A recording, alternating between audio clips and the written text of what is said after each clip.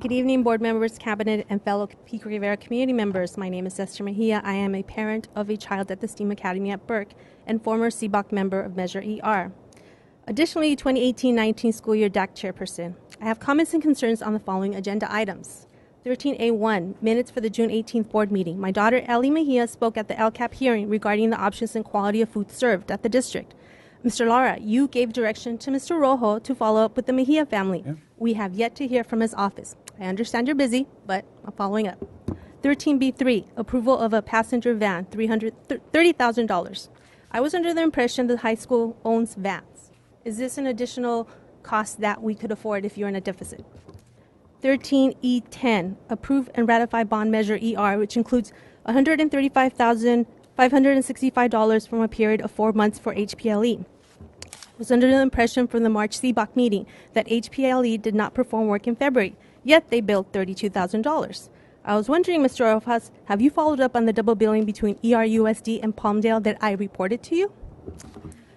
Board members, I recommend that when you ratify and approve invoices, you have the actual invoices and not an expenditure list. 14A1, item reads CBOC Measure ER, appointment. However, the board approved a resolution to combine Measure A, EE, and ER together.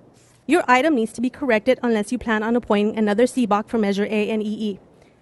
I look forward to attending the new CBOC's meeting and hope that the board majority finally allows the committee to be independent as mandated by Ed Code. By the way, Mr. Rojo, you stated something about a conference that board members attended.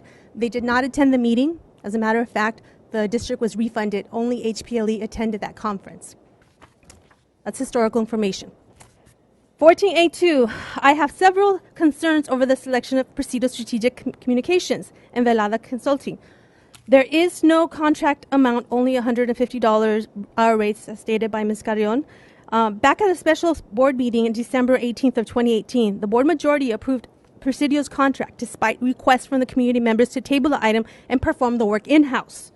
Why won't the school district consider performing the work in-house? You're facing a budget deficit. You state that we're overstaffed, yet you continue to contract work out. Is it because you still owe Presidio and Daniel Fierro, the PAC officer, for the Citizens for Leadership in Education for Ms. Ibarra's election? No amount of public relations is going to help you when Board President Lara and the board majority continue to make self-serving decisions. Lastly, you have a focus group for a class reduction task force. I was a DAC chairperson, yet I was not invited. I've come to public comment to raise concerns about class size reduction, yet I was never invited. That shows that you do not listen to the community. Thank you. Thank you, Ms. Mejia.